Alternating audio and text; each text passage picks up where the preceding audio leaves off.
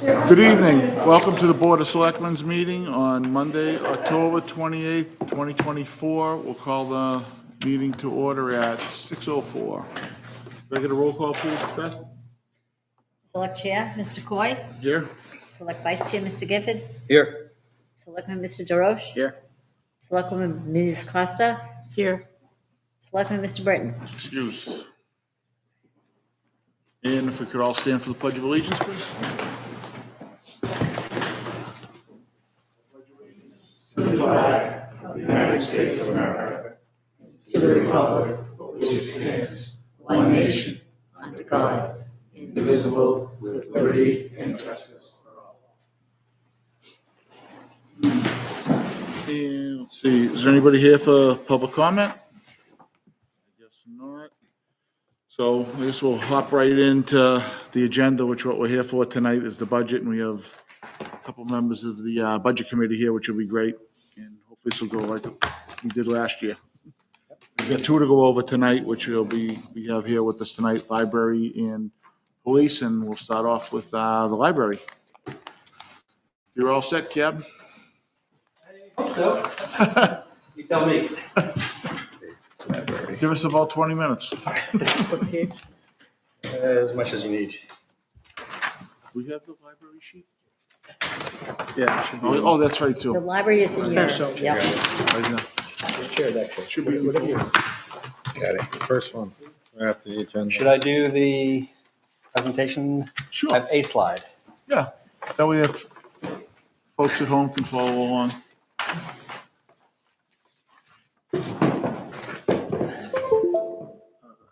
On the page.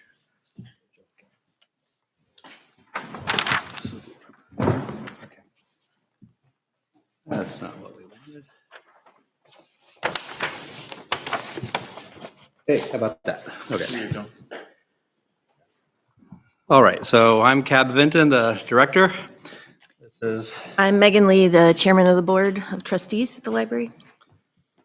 okay, so just at the very sort of high level overview, this year's approved budget was $670,525.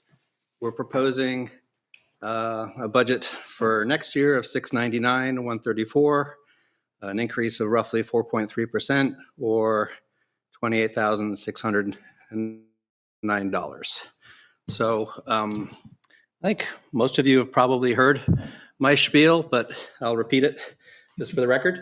When you look at the library budget, it really is a pretty accurate reflection of what it costs to run the library.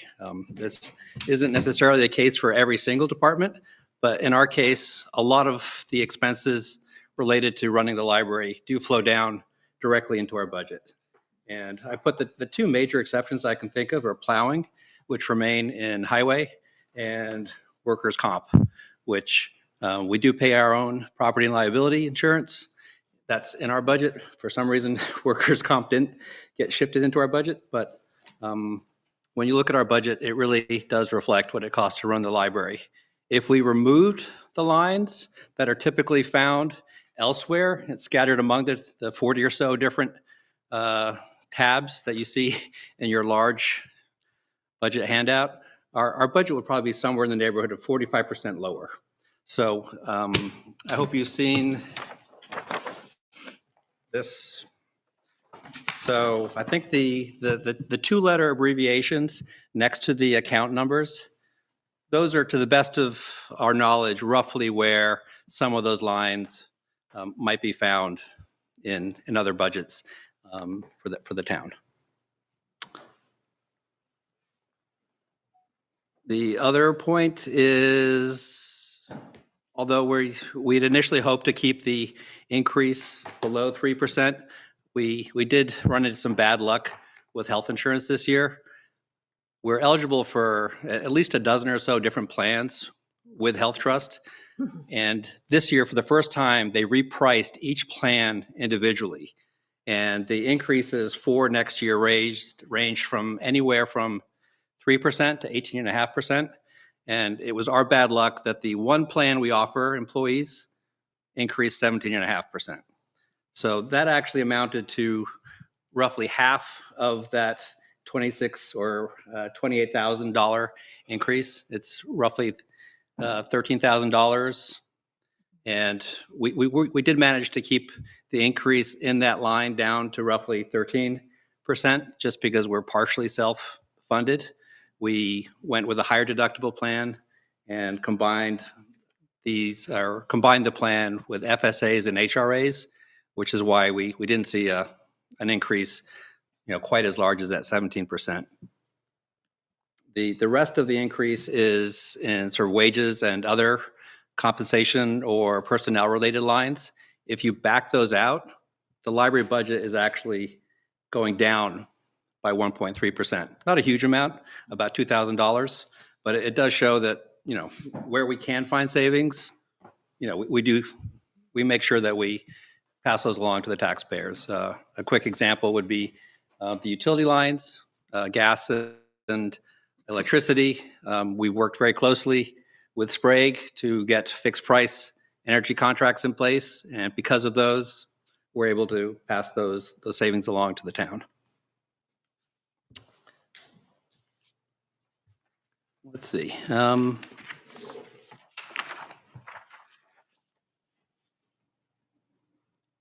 Something we've talked about before is the sort of the balance between the physical materials we've traditionally offered as a library. That would be books, DVDs, audiobooks, even now Library of Things, which is things like the telescope, even snowshoes. We continue to loan those items. Use has been declining or staying the same depending on the particular type of item, but that has been offset by the just, really very significant growth in digital circulation. In other words, checkouts from platforms like Hoopla and Canopy, Libby or Overdrive.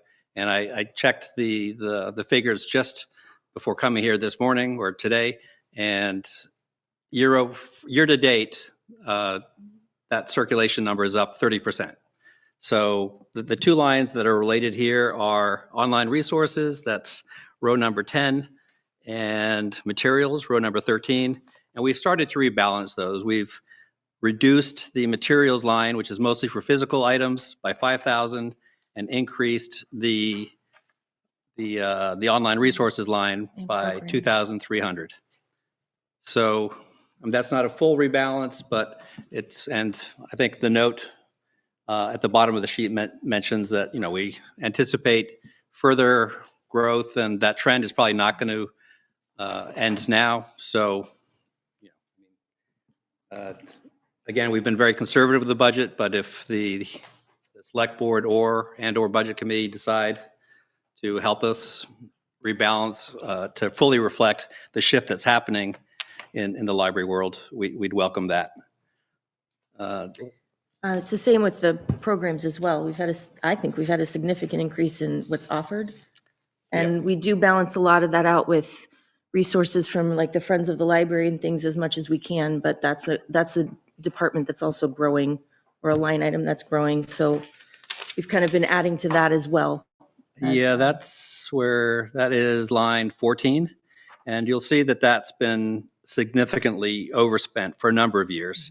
And we've been steadily increasing it. At one point, I think it was $8,000, and it was level funded for quite a number of years.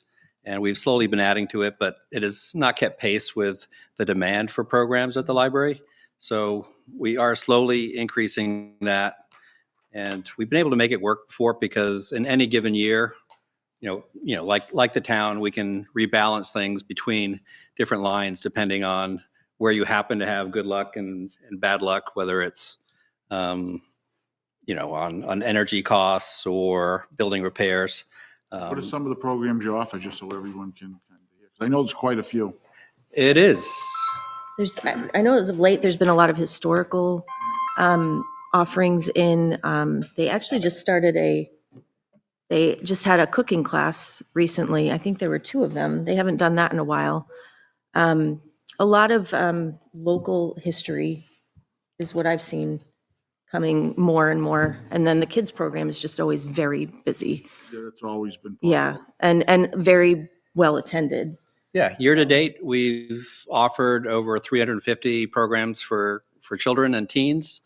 And that's everything from, baby lap sits, which is basically bring your baby, and it's pre-literacy, the whatever you can think of doing with a baby to sing songs and encourage verbal skills and oral skills and all that happens. And then at the teen level, we have a very active Dungeons and Dragons group, and it's actually one of the highlights of my week. Every Wednesday afternoon, they roll in, and they're in the Animated. they're very animated. They're in the teen corner of the building, and I can hear them cackling away and having a great time. So it's a really broad range for all ages. I mean, there's a lot of craft programs. Even I know I'm involved in a lot of the sewing that's from adults all the way down to kids that they offer pretty regularly, and just a good variety. There's a I believe. cursive club, just because handwriting is, I'm not sure it's taught anymore, but it's still not a bad skill to have even in 2024. That's a code now. Show it to kids, they wouldn't know how to decipher it. Oh, it's true. It's very true. So with those 350 programs for kids, that's roughly 6,000 attendees. On the adult side, year to date, we're just under 300 programs and 2,900 attendees. And we had, many of you remember the Pecks. Audrey Peck came by recently just came. and did a program on self-publishing as a children's author. It's really just a tremendous variety. So we also partner closely with the Historical Society. We're both eligible for grants from the New Hampshire Humanities Organization, and they have a roster full of very interesting people, and they sponsor 3 different programs a year, which is the max. We do the same, and typically those events all happen at the library. The best way to get a handle on what we have is just go to our website. We have a link that says events, and you'll see a calendar that's Quite full. generally very, very full. And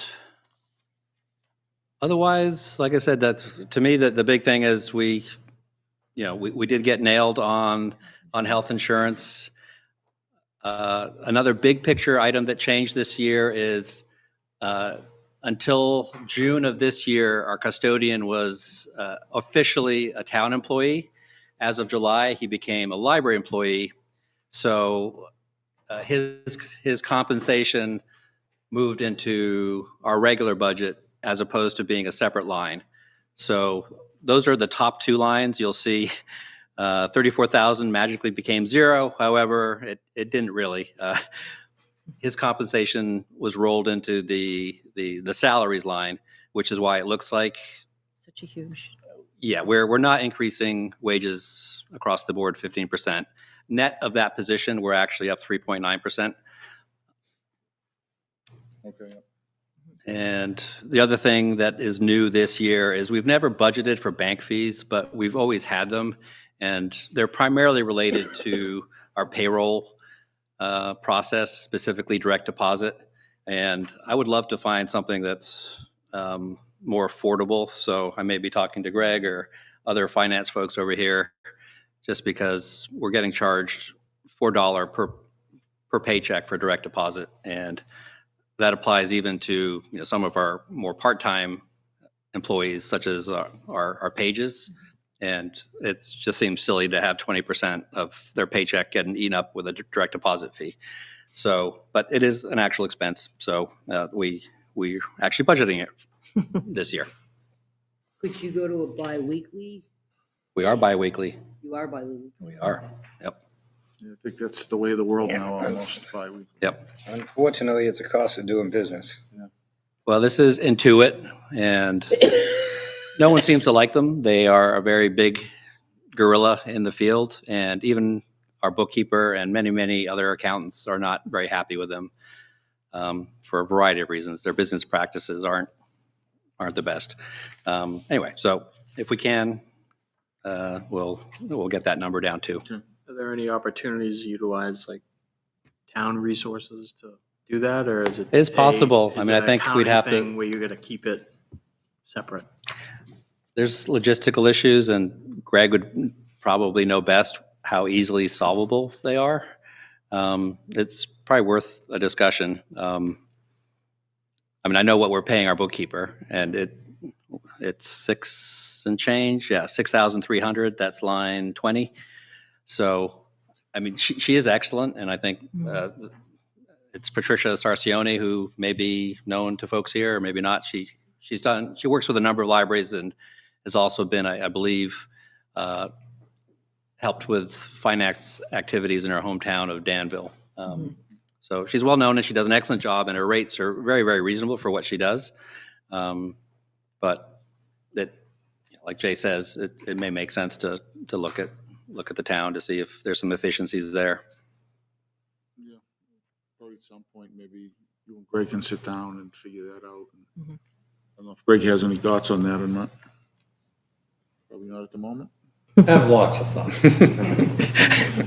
Well, we could Ones that you can say. we can chat once the dust has settled on budget season a little bit and see how we go. Does your, like for your insurance, do they cap you at a certain percent or at your liability insurance, do they cap the increase at all? Technically, we're part of the CAP program. Okay. However, when the property and liability specifically was shifted to our line, Primex uses a calculator to allocate costs based on your payroll and the value of your building.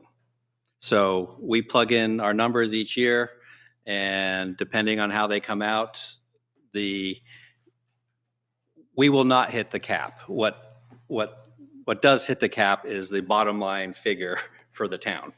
And so we figure what we owe, and then I think that the town subtracts that from the overall bill, and then that's what they pay, and then we pay our share. But there's no cap, which you'll see the number here is bigger than the cap. Any other questions from the board? Jay, any other questions? Or Jonathan, Liz? Budget? All set. Just a question about the healthcare. Now, you said that you went to a high deductible plan. Yep. Did you, I'm just curious, because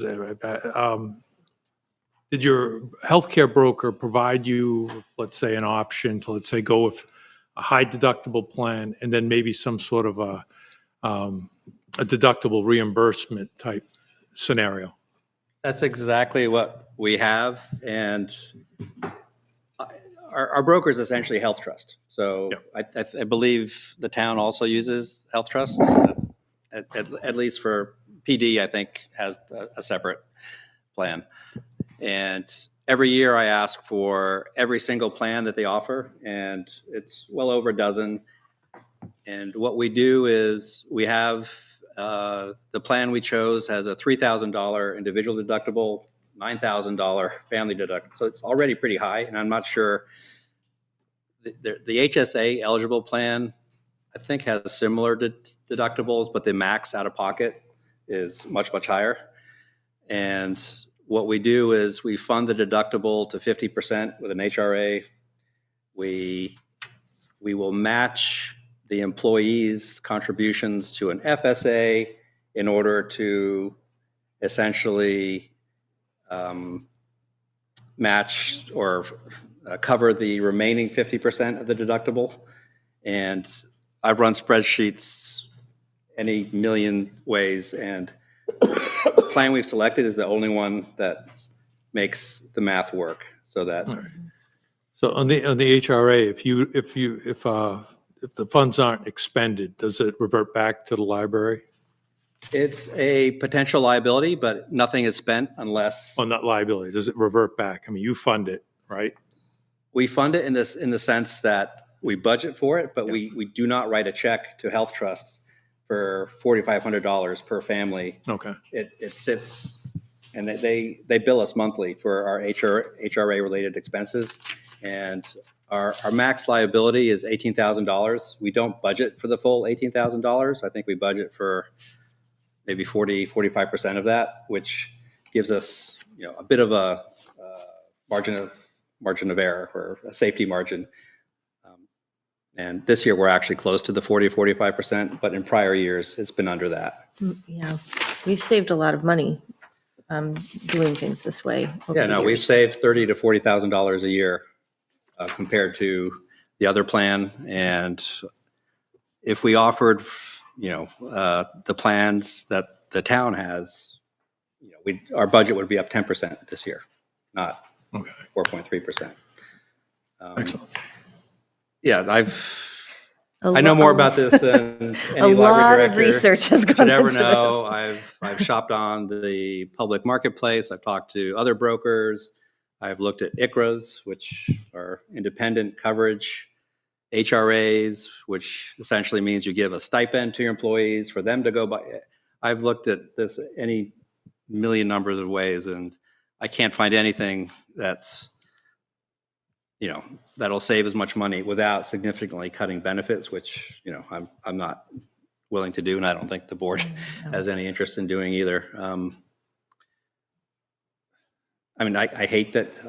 I was really upset that our rates went up so much, and I've spent probably the better part of 2 weeks trying to figure this out to see if I can, the plan we have now, this is our 6th year of doing it. So, we're pushing $200,000 in savings for the taxpayers from that plan. And I thought, well, we managed to pull a rabbit out of the hat once. Let's go do it again. But I just have not been able to crack that nut. But I'm worried that we're going to see another, this trend is going to continue. So we need to keep working on it, just because I don't like letting the insurance companies win. But they're bigger than me. So it's a tough, uphill climb. Questions,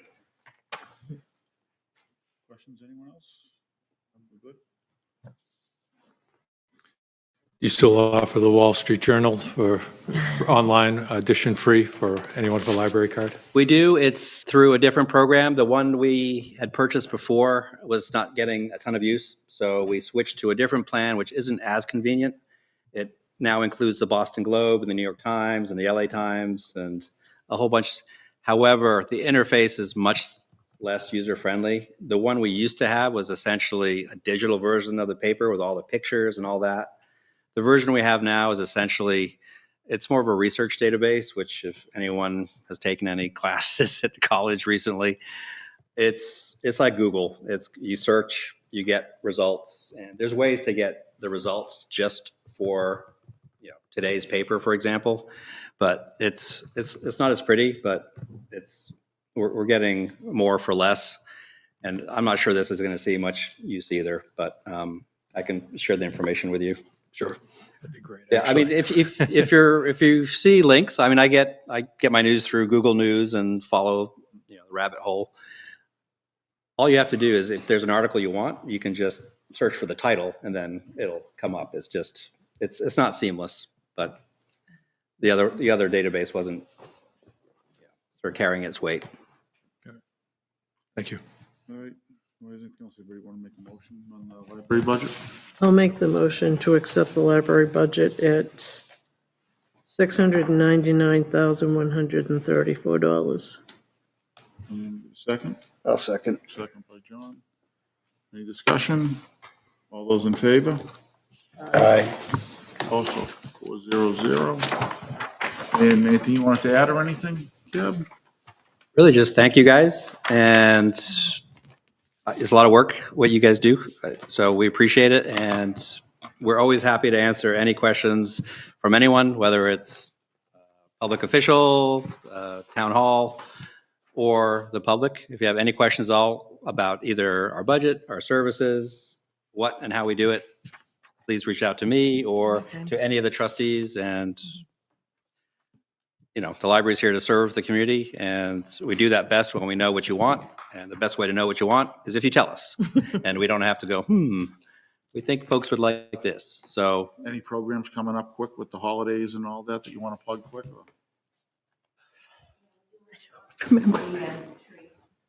say again. Oh, that is a popular one. It's a craft event Right. program where they make boxwood tree Christmas decorations, but Well, since it's election season, we're sort of co-sponsoring a League of Women Voters Candidates Night tomorrow night at 7 p.m. Liz, do you remember which candidates are going to be there? It's going to be Just the state reps, state reps. because there'll be 8, District 20 and District 36. So I think Bob Harb is going to be there. Bob will be there. I will be there. JD Bernardi, which is District 36, Charlie Melvin, Jimmy Summers. So this is a great chance for folks to come ask questions. It's It's also going to be live streamed, I think. yeah. Dean is going to be setting things up, and I think it'll be recorded as well. Is the plan? Schedule like 7 to 9, 7 to 10. It's 7 to 8:30. Doors open at 6:45 to mix and mingle, and it starts right at 7 o'clock and it ends just at 8:30. Candidates get 3 minutes apiece to introduce themselves, and then it's going to be, questions will be a minute. You can answer, everybody gets a minute to answer, and then there's probably going to be a yes and no quick fire. Like speed dating? Yeah. Okay. Well, again, thank you guys. All right, thank you. Thank you very Deb, much. we appreciate all you do. Thank you. We're taking care of this. Thank you. All right. Larry's done. Next up would be police. And Police page. police page, yeah, that narrows. 21, 21. 22 or 40, sir. Speak for fire. Good evening, gentlemen. Good evening. I'm John Santoro, the police chief, for those who don't know me. And to my left is Captain Jason Mazza. And we'll be here to answer some questions you may have about our budget. Typically, we give a PowerPoint presentation. We're robust in animation and all kinds of other stuff. But we're just going to be very straightforward to what was presented to you folks already.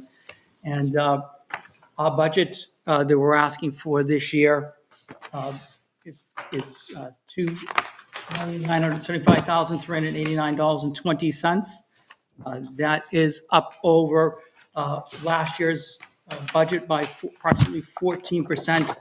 Of that, although that is a high number, a lot of that is out of our control. A lot of it is driven to 22.57% of that is driven by CBA requirements that we're required to meet under the collective bargaining unit with the officers union and dispatchers union. So that stuff is out of our control. If you were to take that out of the equation, our budget is actually 1.4% lower than last year if you take the CBA driven stuff out of the budget for us. Some of that money and increased cost besides the CBA for us is just general increased costs that we're getting passed down to us from our suppliers, our vendors, our software companies.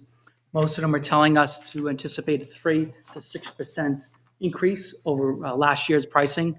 One of our vendors said you should automatically every year anticipate 4 to 6% on one software that we have. It is a very robust software system.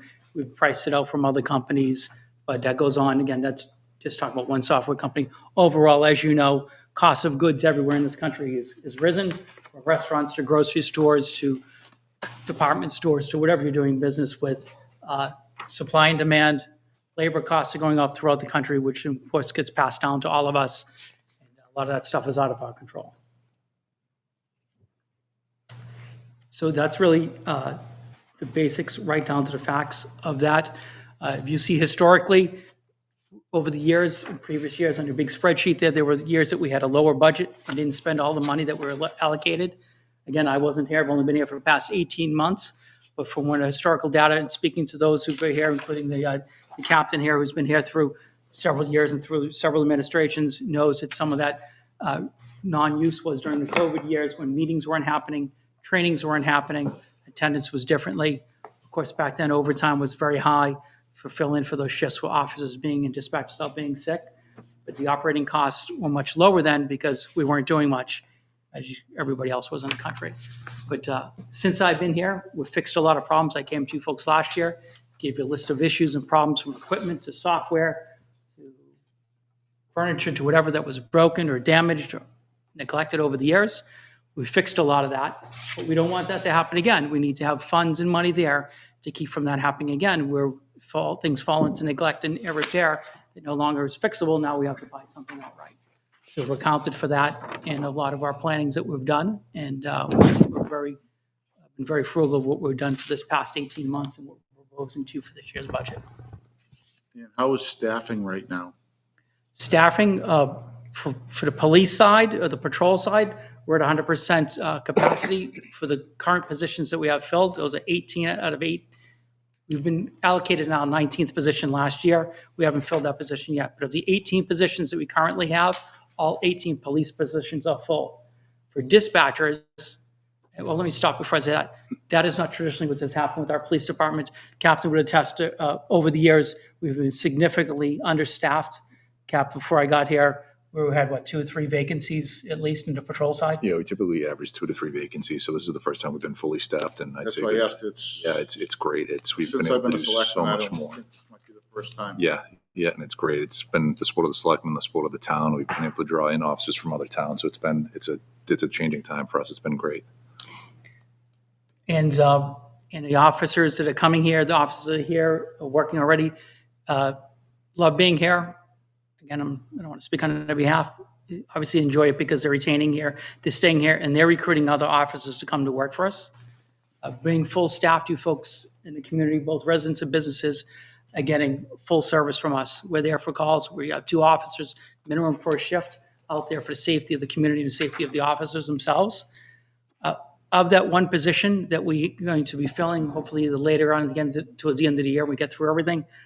We have approximately 12 or 14 applicants in our pool waiting to apply for that one position. Prior to me coming here and prior to the reorganization, we were begging and pleading for people to come to apply here, as well as all the other communities, not only through New Hampshire, but through the country. So I think that speaks volumes to the department of the support you've given us to make it a robust department, to make it a desirable place for folks to work. Again, we have 12 to 14 people waiting to apply for that one position. Is there any equipment you're looking that needs to be replaced this year coming up? The holidays are coming Upgraded or up. anything? We have a wish list. Just wondering what you have budgeted and what you're So- looking to do. Yeah, one of the things we didn't budget, because we're hoping that it maintains, because we've taken care of it. We didn't budget for any additional surveillance cameras, either adding to what we have already or replacing anything that may break, because we're hoping that what we've done over the past 18 months has really done a good job at that, and we didn't really want to ask for much more money. So we're hoping that it gets us till the next budget cycle, where then we have a little bit better look at the age of the equipment and how it's performing. We would always look to add more cameras throughout the department to make it a safer work environment and to better, for liability reasons for the town here, of having all the vantage points being recorded. But always is we speak about of police cruisers. Police cruisers are always in need of repair when they become aged. We're trying to keep our vehicles under 100,000 miles. We have 2 vehicles, as I talked about one of my last times in front of you folks. We have 2 vehicles well over 100,000. One was 108, one was 100, and Just over that. so that was several months ago. So I'm assuming those 2 cars are up over the 120 market now, and that's a big expense. I know that, but that's the tool the police officers need to respond to the calls for service, to get the help that you need to be able to cover the mileage that there is in the town, to get them there safely and as efficiently and quickly as possible. Now, does the mileage go up now that you're fully staffed? The mileage will be going up now that we're fully staffed, because cars that weren't being driven are now being driven. So the mileage goes up, the wear and tear goes up, and we really do take care of our cars. We're really on top of when everything needs to break, anything that needs to be repaired that's broken, we're right on it. We don't let it fester. We don't let it sit there for one thing turns into 2 things, turns into 3 things. We're really on top of that. So the higher use of the vehicles and the higher mileage on the vehicles, which in turn then also incurs higher fuel cost. We've just taken a past initiative. It hasn't even been, 30 days yet. Typically, we buy, fuel through various gas stations through town, through the WEX card system. We're now doing a pilot program. We're purchasing gas, the state depot up in Kingston, and maybe the captain can speak a little bit more about that. Yeah, so we're going to try the program out. It's a state-owned pumps up on Mill Road, so it's a savings to the town. It's just our issue is it's a matter of having the coverage to go up there. So if we have 2 officers working a shift, we can't afford, in case there's a call for service, we don't want to send an officer out of town. But for administrative vehicles, detective vehicles, anytime we can use those pumps, we will use those versus the Cumberland Farms pumps or the Noria pumps in town, just to save money. But we are going to pilot it. We're going to try it for the next few months and gauge what we're saving. We're trying to cut corners and save money wherever we can, as long as safety is probably is maintained throughout the department. We have no analysis of yet. Again, it's only been 2 or 3 weeks that we've been doing it. And gas is a commodity, so it changes on a daily basis. So it's really tough to get an accurate reading right now with only just a couple weeks into the system. But just for what we're understanding and speaking to our partners over the fire department, they've had savings as well. Again, the storm has to be perfect, as the captain mentions, that we have the right people in town to be able to run up there. It's 10 or 12 minutes one way with general driving through traffic, and to be able to get there. And even Friday night, I worked Friday night on patrol. I was on my way up there to fuel up my vehicle, and it was an officer made an arrest, and there had to be 2 officers involved with that arrest. So now there's 2 officers off the road that left 1 officer in town. So I stayed in town. For me to stay in town, I've just fueled up in town to be able to be there to back that officer up, and it was a fairly busy evening. Any questions from the board? Yeah, I have a question concerning your training budget. Big jump from this year. I was just curious what the cause was.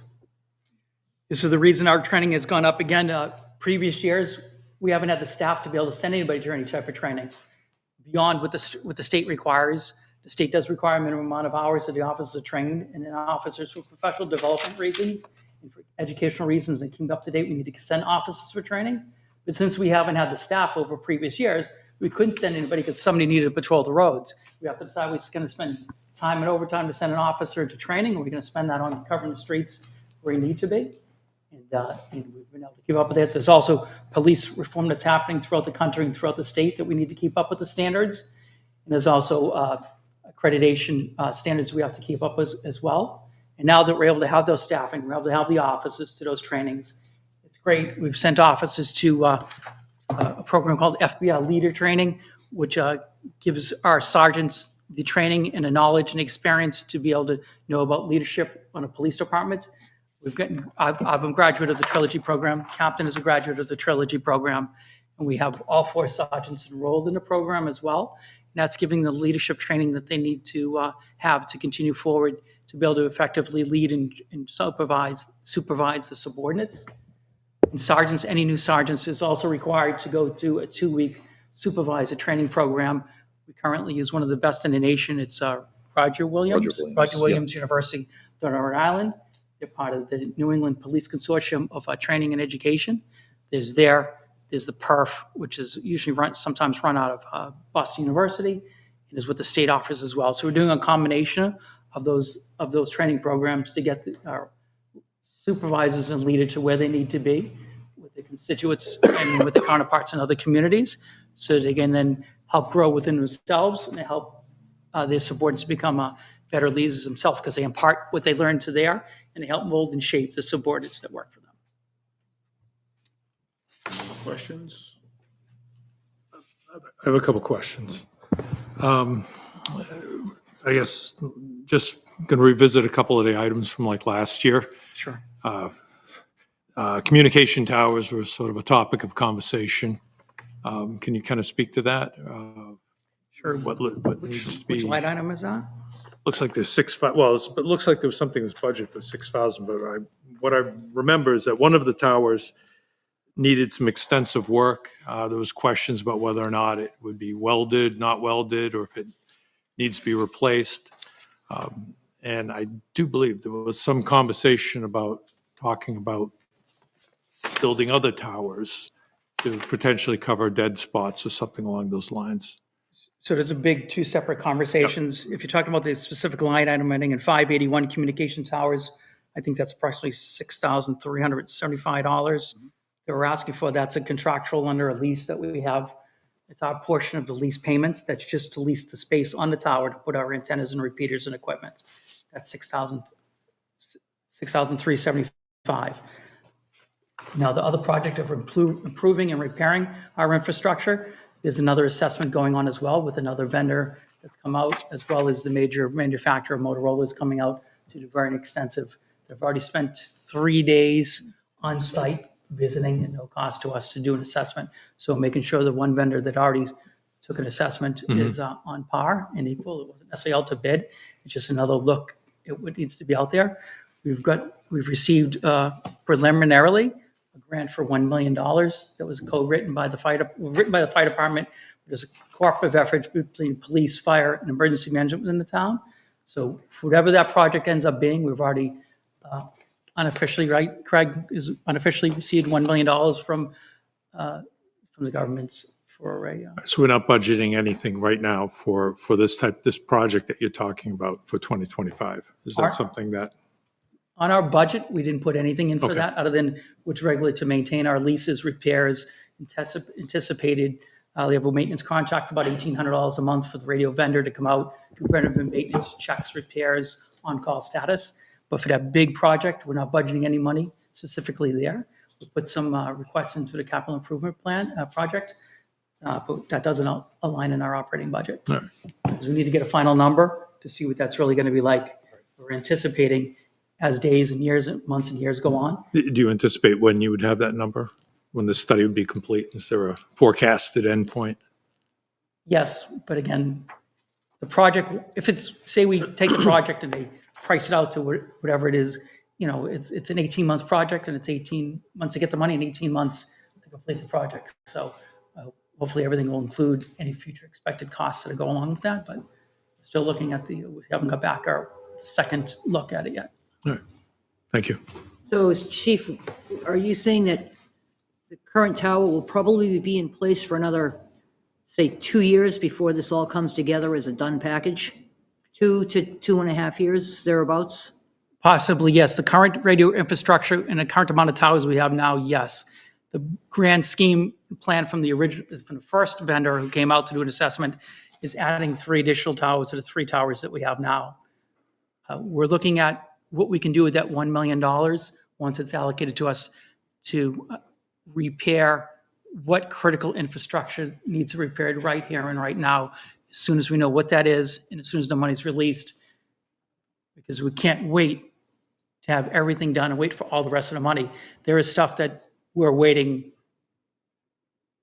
to protect, I went break. over and looked at the current tower last year, and as somebody who's been in the trades most of my life, I was quite taken back at the condition of it.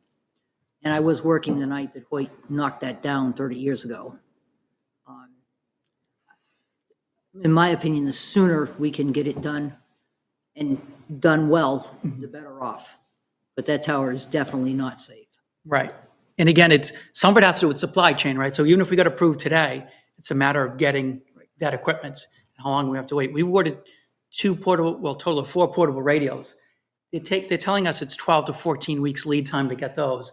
And the cruiser radio is 14 to 16 week lead time. That's just the radios. We're not talking about the infrastructure, the repeaters, the antennas and cabling and satellite and microwave dishes and all the other stuff.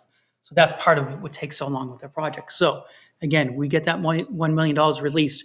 We're going to see what the best use of that first $1 million are to keep the system up and running until we get the rest of the money and expand upon it. And you're waiting on that analysis to be done too, right? So you'll be coming back to us once you Yes, get that done. I'll bring cupcakes or something. That's well, it's a little bit of milk with it too. Wash it down. Exactly. You said you had another line Yeah, that you want to ask a question of? Thematically, I see that you're replacing the vehicles as they're swapping out. The Chevy Tahoe seems to be sort of thematic. What went into the analysis for saying that if we're going to replace an old car, we're going to go for Chevy Tahoe? Is there some sort of efficiency associated with that money-wise for the Tahoe versus other choices?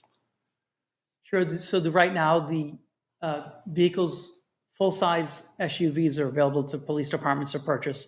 The Chevy Tahoes and Ford Explorers. The Dodge has gotten out of the business. Okay. Police vehicles, the Chargers that we have are obsolete. Not obsolete. They no longer make them. The Durangos are being phased out as well.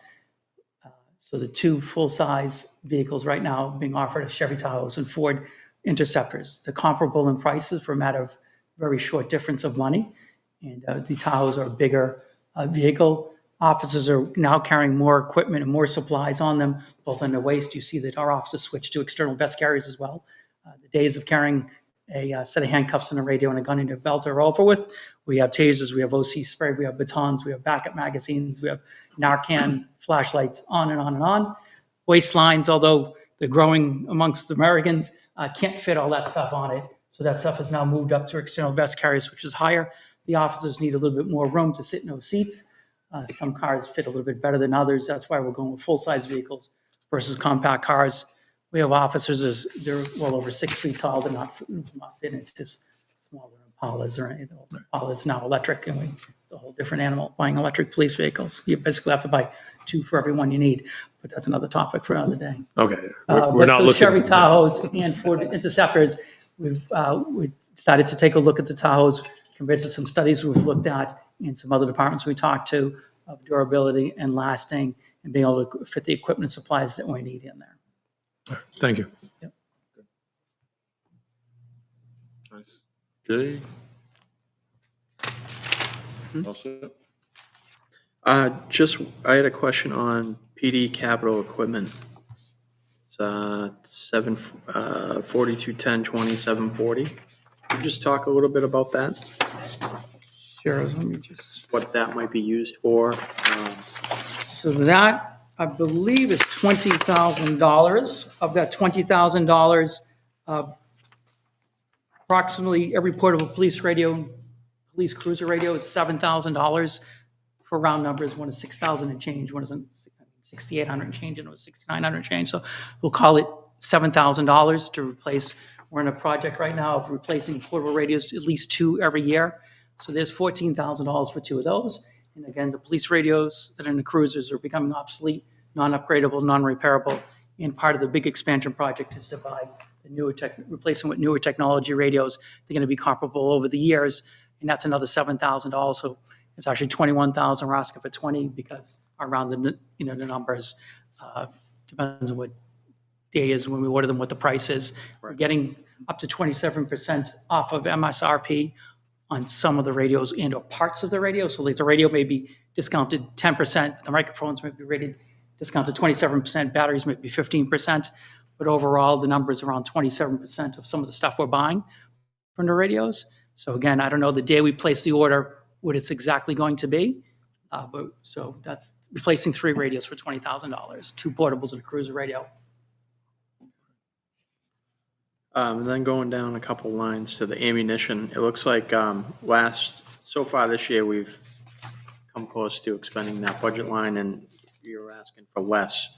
With being fully staffed, are you going to be able to handle the ammunition needs and training that the officers need with $6,000?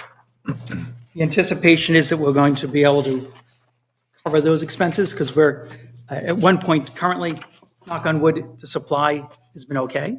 But we stockpiled a little bit because of the availability of ammunition. So we have a little bit more left over. So and we want to keep it fresh and rotate it through both the practice and the duty ammunition. Particularly the duty ammunition has to be top rated, fresh and new.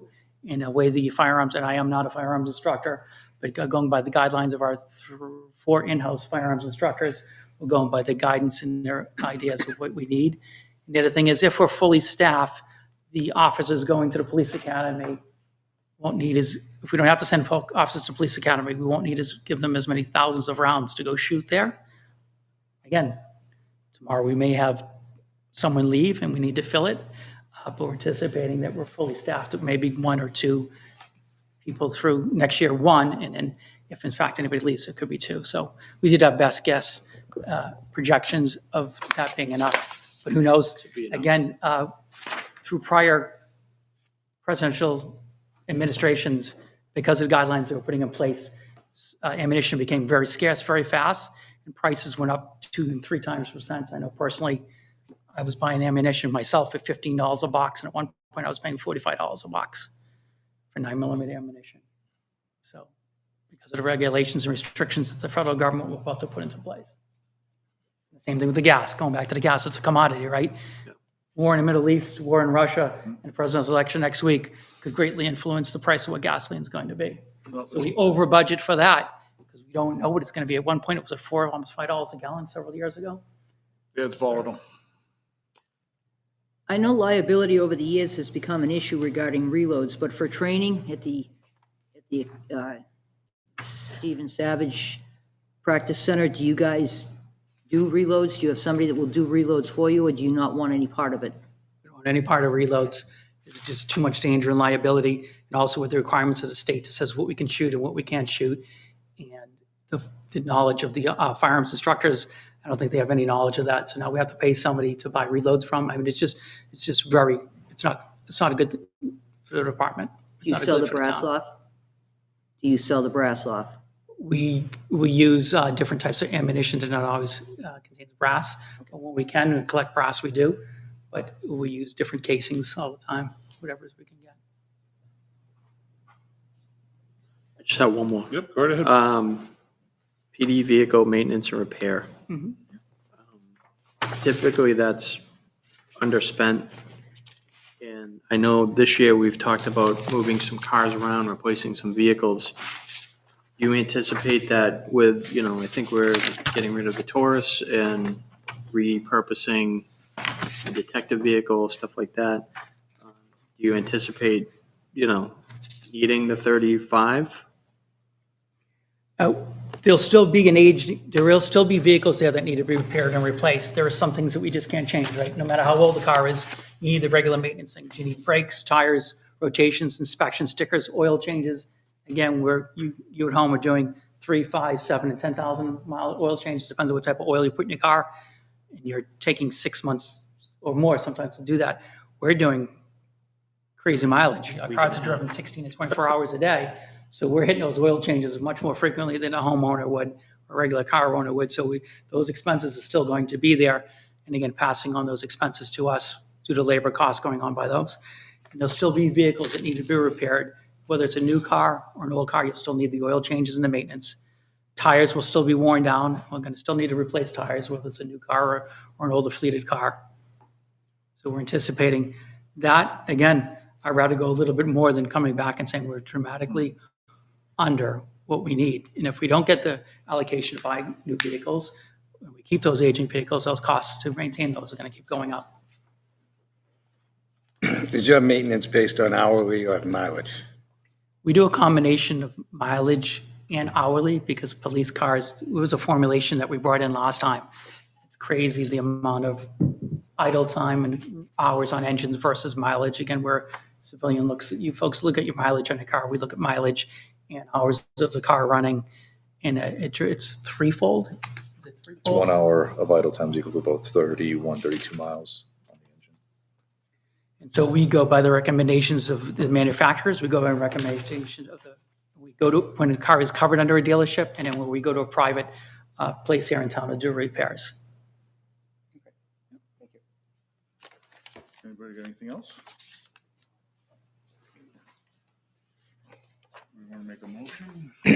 I make a motion that we approve the $2,975,389 for the police budget for the upcoming year. I'll second. Second by Jay. Any other discussion? All right, all those in favor? Aye. Aye. 400. And just while we have you here, we've got an election, I guess, coming up next week. Yes, and That's the word on the street anyways. And I know you've. someone's going to win and someone's going to lose, I'll tell you that. But before I get to that, I just want to say on behalf of the men and women that make up the Plastow Police Department, both on the sworn side, the civilian side, the dispatchers, we appreciate and care about the ongoing support, both financially here tonight and showing up at our events and to speaking kindly of us on social media and speaking kindly amongst those folks that you represent within the community. Our officers do appreciate that. From folks who brought muffins today to people who bring in food, not only you folks here, but the citizens and businesses at home that are supporting us as well. We really do appreciate that. I know one thing that's nice to see, you're very visible in the community too. You show up at a lot of events. And I think that's very much appreciated to see that visibility to be out there. We try to be there as much as possible, and Cap spoke before, as many of those events that he hosts, we're there with them, whether it's Touch a Truck, Bike Rodeo, Safety Talks, Senior Center, Elder Affairs. We just continue to get out there as much as possible and try to be as visible and accessible to the public, answering questions. And I joked about last time that our office has got quite a few dates out of the last Apple Pie Festival at the library with the Elder Affairs Committee. So. Just on that note, in terms of community outreach and such, do you push events or anything like that to, the free paper, the Evergreen that we have in the area? I mean, they're always looking for content, and, so anything that, you want people to see, they'll take it if you email it to them. Also, the Southern New England Chamber of Commerce, they would, if you have something that you want to highlight or bring public attention to, they're all about pushing notices out, ribbon cuttings, and things like that. So I've spoken to them, and they'll take your phone call. So most recently, we were just approached by I believe it was the Evergreen. Okay. They reached out to us, and we now have a contact. So we have a media email blast list. Okay. So we're going to, records clerk was trying to find out who the correct who the email address was to send stuff out, whether it's a press release or a community event. So we're doing that. We do a lot of stuff through social media, such as Facebook, Instagram, things like that. We do just electronic signboards, both now that we have the nice new one out front here. We have the 2 portable ones we do as well, word of mouth, and going back to the chamber. We've had visits from the chamber. Actually, we got involved with their Yeti program over the last year, and they came to do a visit. We did some photo shoots with them. They've been to other events, and we've been receiving some emails and events to them. We get invited to other things in other communities. We're not trying to be selfish. We can't get to other communities that they want us to go over. They've invited us to ribbon cuttings in other communities, but we can't get over there. We're busy here, but we do contact with them. Also, the Plaster Exchange Club, we've done some events with them, got out messages that way, and also PACE. So we're trying to get out there. There's 19 or 18 of us currently, so we're trying to get out there as much as possible without overburdening both the officers and those involved there. No, Thank you. Definitely, the visibility. definitely increase the visibility in the community. So, McCoy, I'm sorry. I'm going to follow up to your question, though. Is the captain, the chief, myself, and the highway supervisor, we did meet shortly after the primary to try to lay out a new plan, if you will, for elections, with the anticipation that there will be a significant amount. We've put out a second patrol or a second detail that will be out on Main Street. So there will be 2 officers on Main Street, 1 for traffic from each direction. We are also going to be limiting coming out of May Ray. It will be right turn only. There will not be any left-hand turns. There will not be any going across over to Westville. People have to exit out to the right and either, come up, go around Town Hall, or go up to the lights on 125 if they want, to be able to turn around. Yeah, because we talked earlier, you were talking about still going down Westville, or no? I'll clarify with Dan tomorrow from the highway department. He has the signs ready. Right. He's actually, I think, put out his signboard maybe on May Ray, anticipating, letting people know that this is coming up. But I will confirm with him tomorrow. I met with him today briefly to talk about it. And we'll confirm whether or not the final decision was to be able to take a left on Westville or not. Okay. That is my preferred, that we don't take the left on Westville, but concerned about then overburdening up this end and the neighbors. So I'll confirm what the final decision was. And when are you meeting with Dan? I can meet with them tomorrow. Okay. Because it'd be nice if we could get something, so we can And we will get it get- out there to everybody. And we will be getting information out this week in preparation for next Perfect. week. There is going to be signage, which the signboard is already out. There'll be notice there, and there'll be 2 officers to help direct traffic. Now, that being said, in this line of work, things can change due to emergency situations, traffic situations, demands. So if we're telling you today it's no turn on Westville, if traffic gets all backed up, maybe there will be. It's the nature of this job, right? People say, hey, can you come see? We have an appointment at 10 o'clock. A lot of times I write tentatively, pending no emergencies. This stuff happens. But if everyone's prepared for the worst, that you gotta come this way up by Town Hall to turn around, Right. and all of a sudden you open up Westfield, and it's a win for everybody, who wants to get on Westfield, but And it just so could, we get it out, and it could change depending on how the volume starts increasing as well. yeah. And I'm anticipating a busy day that day. And so officers are being prepared. The captain and I spoke early before today's meeting about some other stuff that we're getting ready for as well. Okay. Just as long as we get the information out, so everyone's well aware. There'll be a traffic pattern in place. We will get it out not too early so that it becomes, I hear you. people become blind to it, so to speak. So, Right, I know that day, everyone just has to be patient, yes. big thing. And I know you mentioned May Ray, but I still see on social media people asking where the actual voting is going to take place, believe it or not. So it is at the Glasgow fishing game, just so people are aware. Right? And we'll have officers in the polling place. We'll have officers outside directing traffic and making it a safe flow for everybody to be able to get in and out of there to vote. And again, at the Glasgow fishing game on May Ray. All right, anybody have anything else? May I please ask you a question regarding the speed signs that you have? Yes. So I've never made it light up, but today I had somebody in front of me that they were going 47 and a 25 and it went, red and blue lights. So not only does it tell you what your speed is, but what does it record? Does it record like when somebody's going excessively? Does it record how many cars can go up and down or up the road in a day or a time period? What information does this give the department back? Yes, it's both speeds and vehicle counts as well. Speeds, both directions it tracks, and even though it only displays it does- in one, it does do both directions. Okay. And it does count vehicles as well. And like how many people are out of 100 cars, if 25 of them are over or 50 are It gives over? percentiles. I mean, we can get very specific with it, but it does give percentiles, the average speed for if you want to do a certain time period, whether it's one day, 1 week, an hour. It'll give you percentages, vehicles that were over a certain speed limit. It really it breaks it down. So it does give you a lot of really good information back to It does, analyze and set patrols up, et cetera. Yeah, it does. Yeah. Give It very was the specific first time with I it. actually saw it. I don't know what the allowance or the tolerance over 25 to make it go off, but it's the first time I saw it go off. The car in front of me, like I said, 47 and 25. It lit right up and I'm like, ooh, That's the one in Old County? yeah, That's, the new one. If it hasn't been, when did you see that today? today. All right, it's going to be moved next week. We have to spread it to other neighborhoods and stuff. Matter of fact, Dan switched a Sweet Hill Road sign Friday. Yeah, just moved a few poles Yeah. down. Yeah. So we have to spread the wealth throughout the community. So the speed trailer that's there will be moved to another location for Feel neighborhoods like- that are complaining. You'll pull the disc out for the old county, like you'll have a record of that and you put a new disc in or however that stuff works. Yes. Cool. And the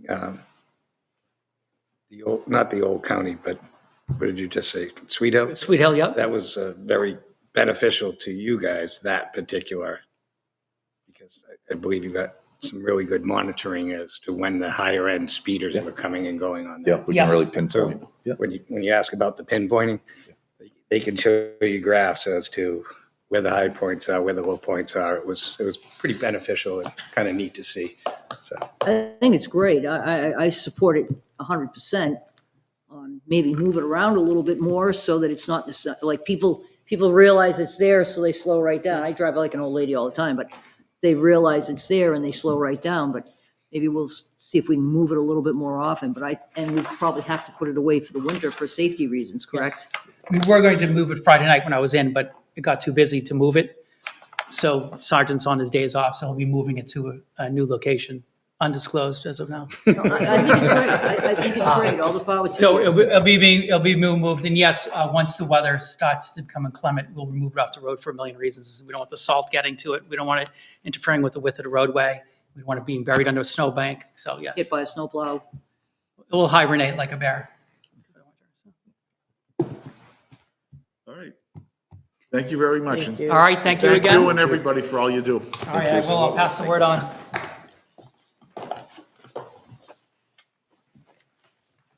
Okay, so for us, that's all the ones with the department heads. Okay?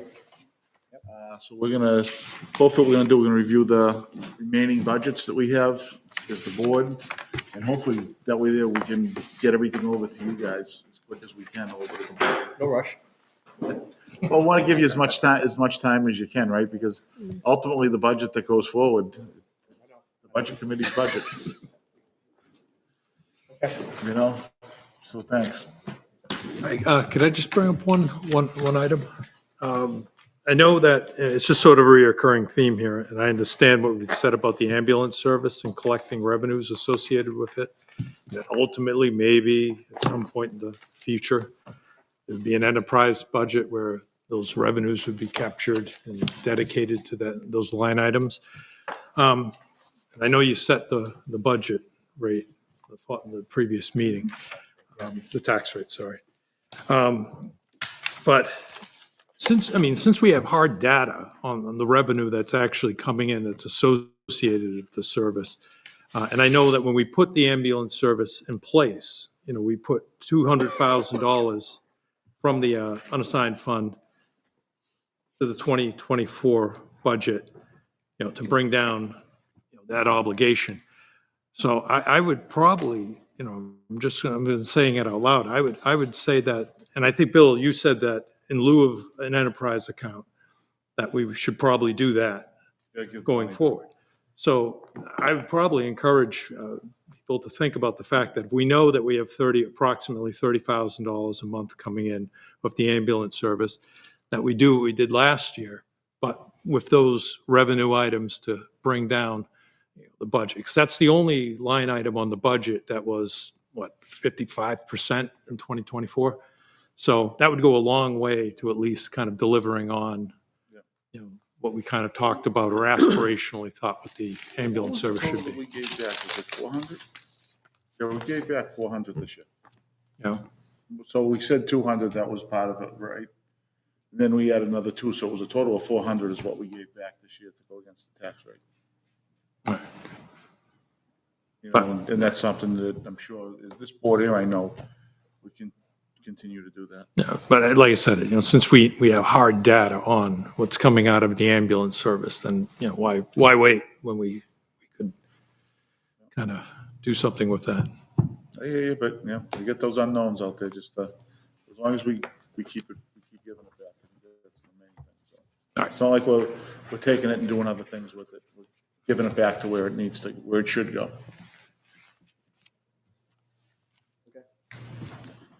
All right, let's go. Thank you.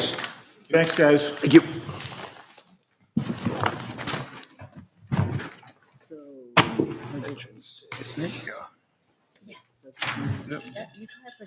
Unless you want to sit and listen to us. Might as well sit, because I'm just gonna go home and do it. Must see TV, right? Unfortunately, if you need to keep yourself educated. All right, so we'll try to, so we get through, so we can get everything hopefully over to the budget. We'll see what we have coming up. Let's see, we've already done executive, right?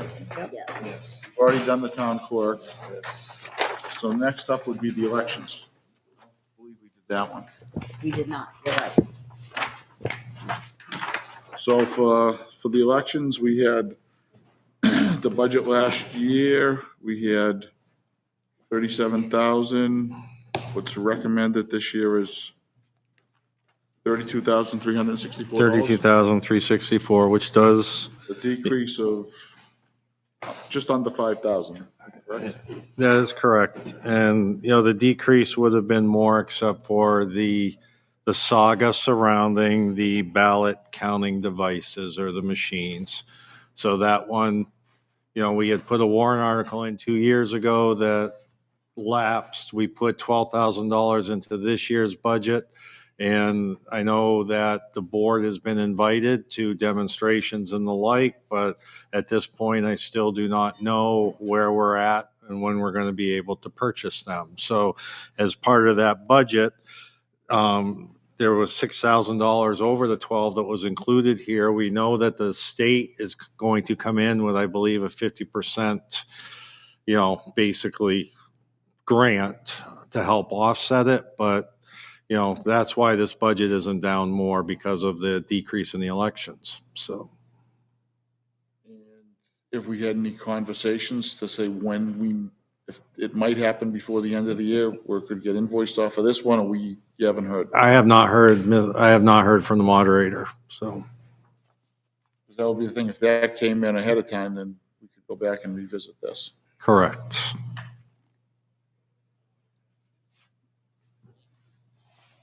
All right, any questions? No, I do know, I went to both of the demonstrations that they had, and one of the machines has been approved by the state. The other one, they're waiting for final approval on. So when Bob And that's the one is, Bob prefers, right? yeah, but it's up, I know Martha had the town clerk had some pros and cons for both as well. So, maybe when we decide have them come in and talk with us. I don't know. Yeah, I know, it'd be nice if we could get it done, get it invoiced this year and take this off. Yeah, That's my opinion, but. Either machine's gonna cost the same value, Right. so. yeah, Right, no, exactly. Exactly. I'm just thinking more of the logistics of the purchase. I understand. yeah. We've all been kind of sitting on that one. Yeah. We thought it was gonna be mandated this year, and then it got pushed off another year. So we'll see, So that being said, do you want to make a any motion? questions? Should we think about maybe taking the money out and putting it into a warrant article?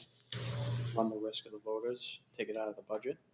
Didn't we That way already it can- appropriate the 12? It can sit in a non-lapsing account. What happened before is it lapsed. Because we had 1 year to spend it. And the state was,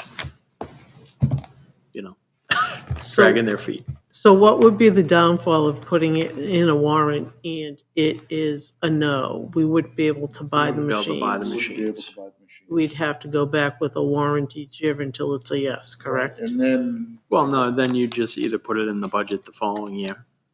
Because I think we have till 27, 28 to get them. Okay, Because that's when the 50% match, I believe, is done. done. Just a thought, but if we're not willing to run that risk of the voters approving it, then I'd say leave it in. Just throwing it out there for discussion. no, it's definitely worth discussing. My opinion is, I think I'd rather keep it in the budget, because I think hopefully it's gonna happen up the next few months. If one of them's already approved, Right. and I know these machines, how old are they now? They're getting long in the tooth, right? You know what I'm saying? They're long in the tooth, Oh, yeah. and I know it's tough to get parts to They're in replace the them now. nursing home. And that's the other issue we run into. Yeah, a third machine Yeah. breaks down on a regular occasion.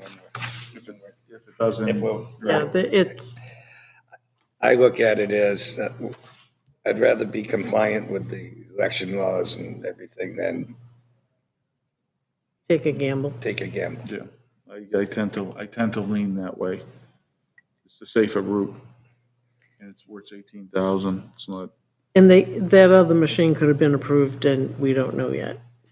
Right, and if that's the case, and we We can order it and Yeah. invoice it, then we can, on this year, then we can go back and revisit this and take it off. Right. So I have a question. I know everybody else left, so am I supposed to sit here and say nothing, or can I? No, go ahead. participate?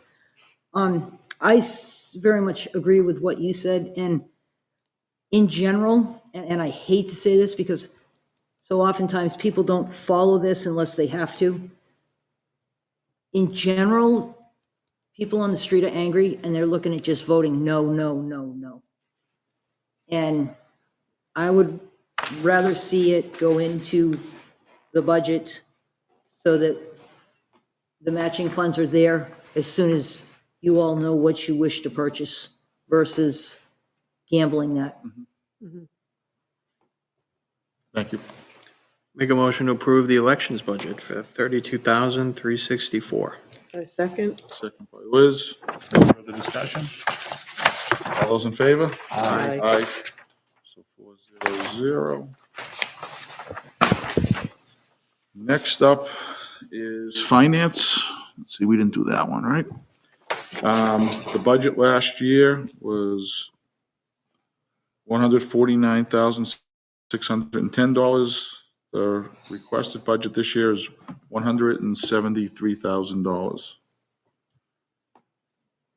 And the big difference, Greg?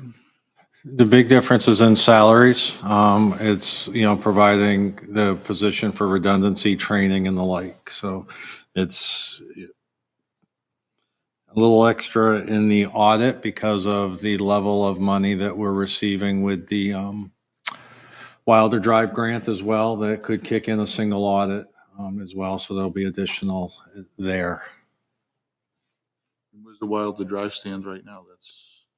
We're just kicking that off, but the bulk of the work will be done in 2025, so. Oh, okay. I'm sure they're happy with that over there.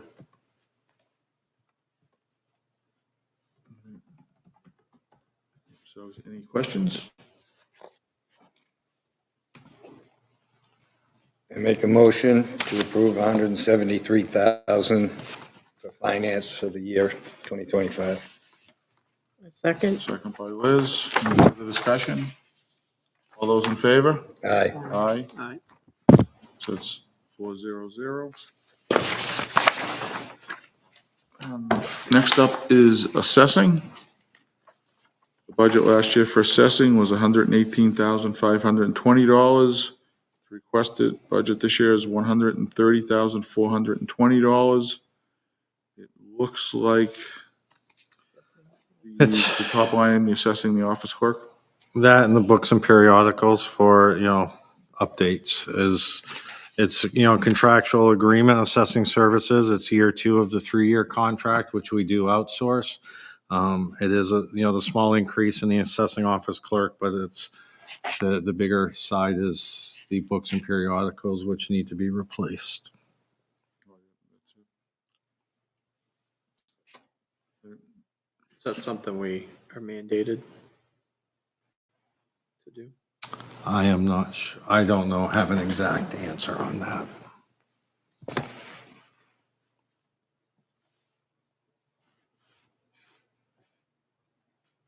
All right, any other questions? Comments?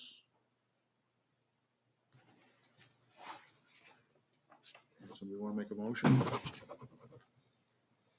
I motion to appropriate $130,420 for assessing for the year 2025. Take a second. Second? Second by Jay. Any further discussion? All those in favor? Aye. Aye. That's 400.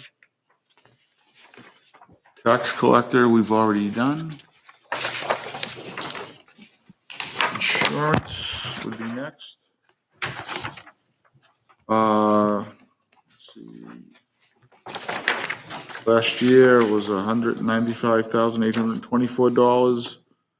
This year, the amount requested is $209,267. And that's probably not much you can do about that. That's Primex, right? That is correct. And we did get as Cab had mentioned earlier, we did get the renewal rates and the like, and minus the library share, the actual will be $209,892, but it's $630.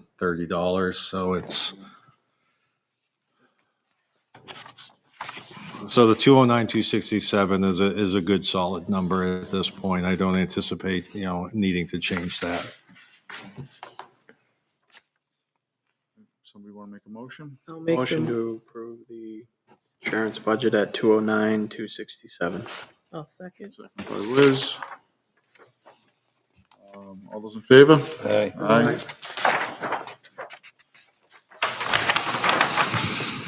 Next up will be legal. The requested, the budget last year was $80,000. Requested for this year is $97,500.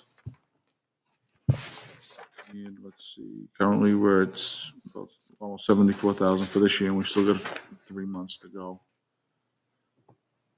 And that's just all the day-to-day legal we run into. Day-to-day legal, it's also to, we have had some court cases, some court filings that have needed to be answered and the like. So with some of those filings, we anticipate that if they do go, further to trial, say, that will be next year, and that's why we've got the increase in the budget.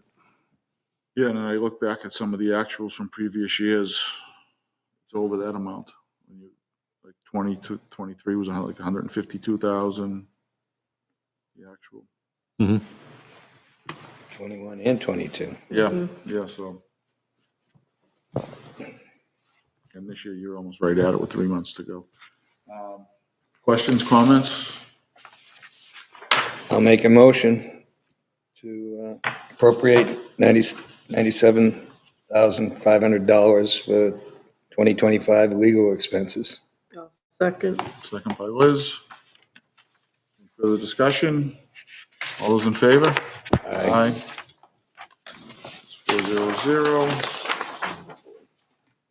Next up is human resources personnel. Okay. The budget for 2024 was $2,455,286. Requested amount for this year is $2,556,556. And it looks like salary, Greg? Well, it's an increase. This is the budget that has all of the roll-up costs and the like. So all of the health insurance, the FICA, the Medicare, the New Hampshire retirement, things of that nature, as well as there is some salary in there. And that is, again, for redundancy, addressing future retirements and the like. But overall, it's up around $101,000, which is 4.12%. So we do have, the rate increases have come in and the like, and I do think that we're, fairly good with our estimates, at that number. So a lot of this is not much you can do, right? FICA, Medicare, It's based on the it's all based on the salaries. It is, we take the salaries and those items from the census, apply the census of our current staff for family plans and the like. And yeah, it's pretty solid, if you will. It's not much that's, no, changeable in there. right. Questions, comments? Unfortunately not. No? This is one of those, it is what it is. Yeah, I agree. Somebody wants to make a motion? I'll make a motion to accept the human resources personnel budget at $2,556,556. Second? I'll second. Any more discussion, comments? All those in favor? Aye. Aye. 400. Next up is planning. Budget for 2024 was $109,429. This year, the requested is $114,120. So what, about a $5,000 difference? Quickly. Trying to take a quick look. Does anybody have any questions on this one? Comments? School public safety impact. Is there any comments on it, Greg, or anything? No, I mean, based on what was requested, I did make a couple of adjustments, primarily one with the individual, the administrative assistant, special projects coordinator, reduce that by $5,000 to, with the grant, again, the Wilder Drive grant and the like, I would anticipate, some of her time will be spent, charged to the water department again. And likewise, under the circuit rider, the RPC circuit rider, RPC has told us, several times, they just do not have the staff. So looking at what was spent, year to date and the like, by the time they're able to hire and, go forward with it, I wanted to leave some money in the budget, but felt that, 22,000 or, 21,900 was more than enough. So I think that's why I made those two suggested adjustments to the budget down to the figure that you had said, the 114, 120. Questions, comments? You want to make a motion? Make a motion to approve the planning budget for 114, 120. Second? I'll second. Any other discussion? All those in favor? Aye. Aye. 4-0. Okay, zoning, we've already done zoning. Correct. So the next would be general government buildings.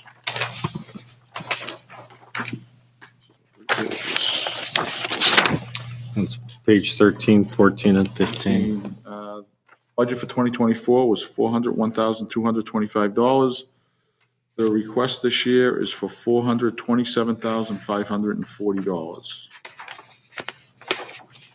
$26,315 increase, or 6.56%.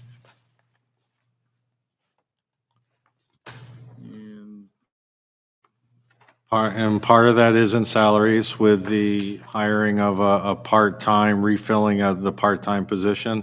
We have kind of bounced back and forth with that, but with the current part-time person now being employed at the library, we don't necessarily have the coverage. We have needed to outsource the cleaning of several of the buildings, but we're looking at doing away with that. And if we can find a part-time person that will become, to help out in more areas than just the cleaning for the same amount of money. Did take a look at, obviously all of the, each individual line item. I did, cut some where I felt that we could. Like it still is a little bit of an unknown. We're currently in the water department we're doing a rate study to look at the rates that we're charging, and I do anticipate, water rates will increase some, for next year. All right. Any questions? Comments? Anyone?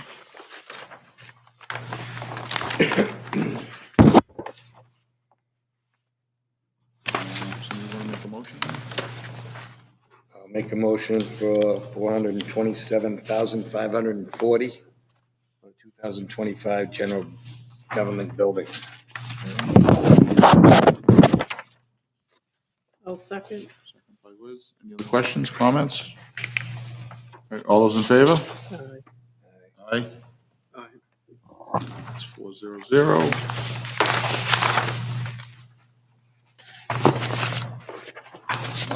Next was cemeteries, which we've already done. Advertising regional associations, we've done that one. Cable was next. So cable, budget 2024 was $36,100. The request this year is $36,400, so we're looking at what, a $300? $300 I increase. think we already did this. We tabled it. It was Oh, we did? tabled Okay. before, and it was centered around the consultant line item, which I know it is a flat amount, that Dean keeps in there in case he needs to hire, somebody, from that standpoint. As we are moving the cable studio from the third floor down the second floor, yes, most of the costs, can be, paid for out of the cable special revenue fund that we have, which is derived from the Comcast payment that we received $20,000 as part of that contract. So there's nothing specific that he has in mind for this, but it's, Out there. Is he looking to replace any equipment or anything? oh, I think he always, I didn't know if he you're had- talking to a tech guy with the latest and greatest of tech, so. I know, he'd have a drone right in here flying. Probably. But I mean, for capital equipment and like, we do have we do have the Comcast money, so I it's, didn't know if he had anything he was, and there is also a small balance in the capital reserve fund that could still be utilized as well. So I know that was the one sticking point, I believe, that Mr. DeRoche had asked about, and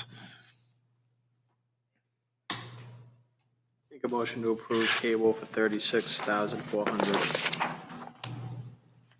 I'll second. second by Wes. All those in favor? Aye. Aye. 0. Conflict of interest, we had done.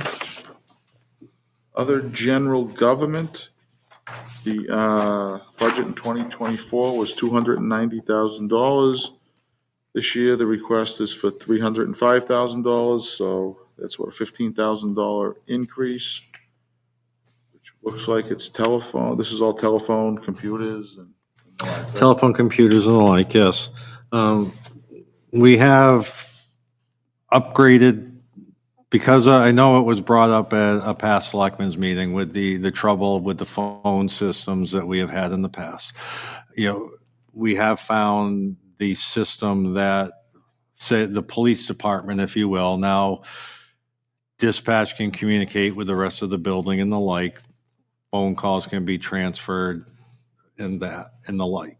We also have added some, security cameras, that we had never had. So there are security cameras. Not the police department always had them, but there are cameras here at Town Hall. There's cameras out at Park, over at the highway garage and the like. So there is some added cost there. From the computer standpoint, we did replace all of these servers this past year, but we did do the lease purchase on that. So that includes the lease purchase payments. I've been working with the IT company because, of course, you end up with, especially in this day and age with the cybersecurity and ransomware and all of that, as part of that meeting, we have the list of, the things that we absolutely need, the things that, are probably next tier that we really should have them. And then, in the perfect world, if money was no object, that third list. So I'm working on pairing, and determining of that list where A, B, and C falls.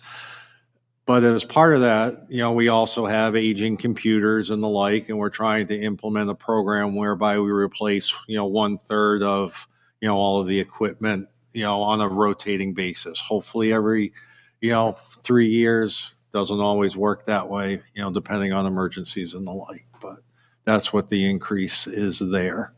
I believe there's certainly enough money to cover A and probably some of B. So, and haven't, explored the C list, if you will, for those items, to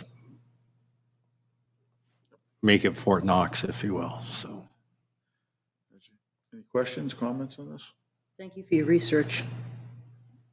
you're welcome. I make a motion to approve $305,000 for other general government in the year 2025. I'll second. Second by Liz. All those in favor?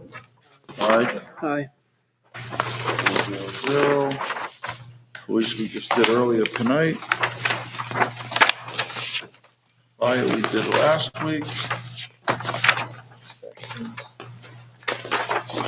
Inspections. Budget on inspections in 2024 was $185,850. The request this year is for $195,706. So roughly, we're talking $10,000 difference. Which I see some went up, some went down.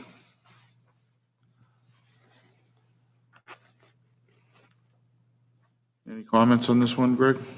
Oh, I mean, it's $9,856, roughly a 5% increase. Some of that is salaries. We have the CBA increases in there, but also for some part-time hours in that office because of the nature of it. It is steadily, it's busy and they stay busy. So they do end up collecting, similar to recreation. They will end up collecting in the neighborhood of 100 to 150,000 out of that department. So it's almost a self-supporting department, but not quite. What was it last year? I think I brought that for inspections.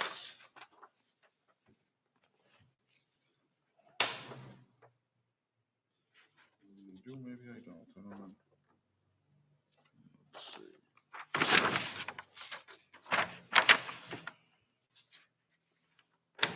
Yeah, I had computer issues today, so Yeah, I'm just trying to see what they brought in. It wasn't I want to say it's around 150,000. Yeah, so 150,000. So that covers a good chunk of it. Of a $190,000 budget. Covers a good part of it. It's always good to see the revenue with departments bring in. So it gives the full picture. Questions, comments?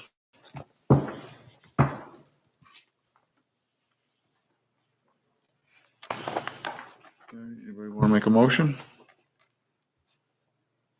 I'll make the motion to accept the inspections budget at $195,706. Second. Second by Jay. Any other discussion? All those in favor? Aye. Aye. Emergency management, we are done. We did that last week, Danny was here. Street lighting. The budget for 2024 was 95,000. Requested for this year is $91,500. So that's a decrease of 3,500. Correct. That's basically what it is. It's for streetlights. It's the street lights. It's the LEDs. As we see a more historical data, but we also, since we switched over to the LEDs, we also own those lights. So there is some money in there for replacements because we have to hire Unitil at this point Replace the lights. to come in and replace the lights. So there is money in part of that budget for lights and replacement.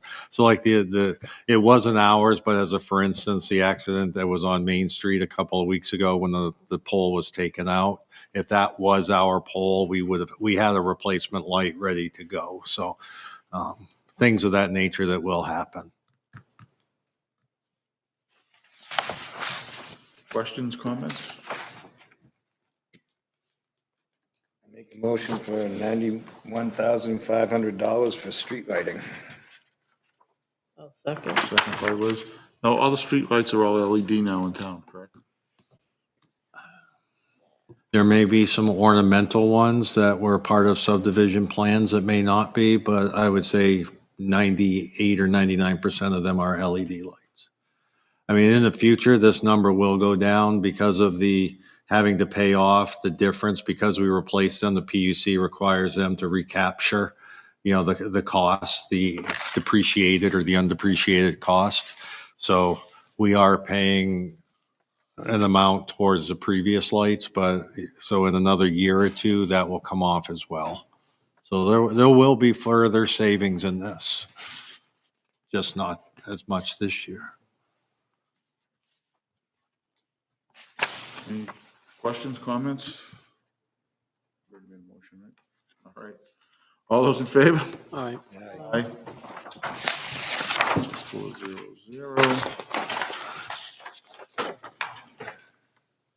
Here's always a good one, solid waste collection.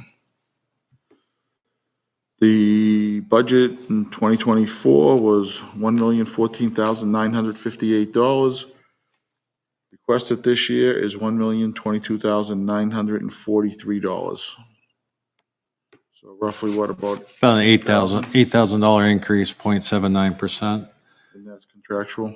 It is contractual. The contract costs do go up. The tonnage fees do rise each year of the contract, as well as the collection costs.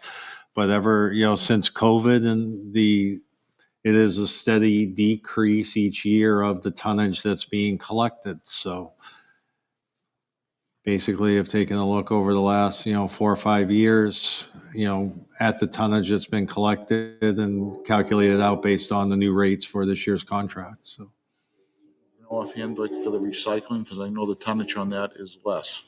The tonnage on recycling is $20 versus like $95 a ton for regular trash. We're still getting reports on that. What? Yes.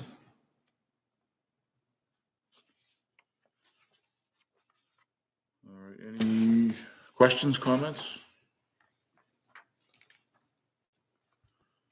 Someone wants to make a motion? Make a motion to approve the solid waste collection for $1,022,943. Your second? Second. Second by John. All those in favor? Aye. How many more years do we have on this contract, do you know? 2 years? 2 years. Thank you. Next up, solid waste disposal for the landfill. Budget in 2024 was $38,500. Requested is $39,000 this year, a difference of $500. And it looks like that's in the overtime. That's correct. Anything to add to this, or it is what it is? It is what it is. I mean, with the overtime does cover, it is covered by the highway department. Engineering is to do the DES, mandated report and monitoring that we have to do every year. And then the groundskeeping at $2,500 is in case we run into any issues or things that need to be, fixed, taken care of over there. So. Any questions, comments? Somebody wants to make a motion? I'll make the motion to accept the solid waste disposal landfill for $39,000. Second? Second. Second by Jay. Any other comments, questions? All those in favor? Aye. Aye. Aye. 4-0. Next up is health. The budget for 2024 was $99,178. Requested this year is $104,550. So we get a difference of roughly about $5,000. And it's in permanent position. Is that where it is, Craig? Yes. There's an increase of overall $5,372, which excuse me, the permanent position is a CBA union position, so that is a mandated increase with the contract. Any questions, comments? The only thing I had was, with the addition of the part-time, because we put in a part-time employee last year. And I don't see any overtime being spent at all. Can we reduce the overtime? Because between the two health inspectors, they should be able to cover everything, right? Unless it's needed for what? Coverage of vacations? I don't know. Certainly can.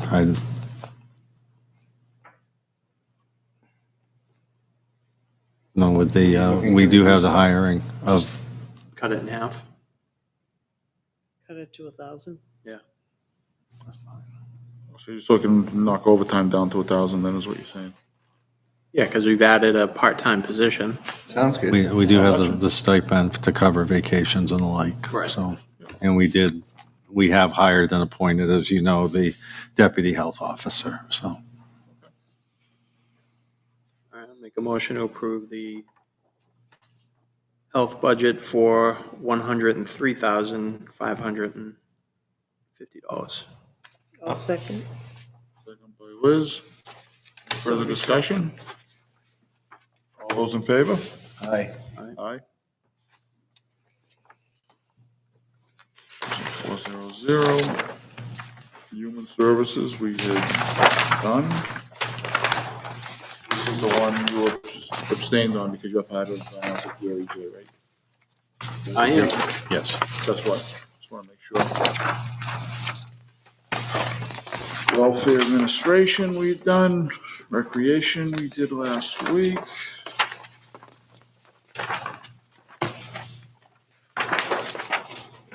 Looks like next up is patriotic and cultural. We had tabled this from last week. And I believe the reason we tabled it was really because of Old Home Day, correct? And we hadn't had a chance to meet with that committee yet, and hopefully we'll have a committee. That's the big question mark. I know there's a placeholder in there for 20,000. My question was, do you know what's sitting in that account right now? In the trust fund? Yeah. I'm not sure, not off the top of my head. That would be- Between 5 and 10, I think. So between 5 and 10, that would. We already had the fireworks. Yeah, the fireworks is already paid for, because that was So I think postponed. that's more than appropriate. So I think that, yeah, so the 20 should be enough, because then if you need an additional 5, we have access to that. We have access to that. And with the fireworks being paid, I think that's a good number. I think we should be comfortable knowing what the overall costs are for the parade and so forth. But I'll make the pitch again, and we'll probably make it again later on. You'll see a date go out there for the Old Home Day Committee, and we need bodies to make sure it happens this year.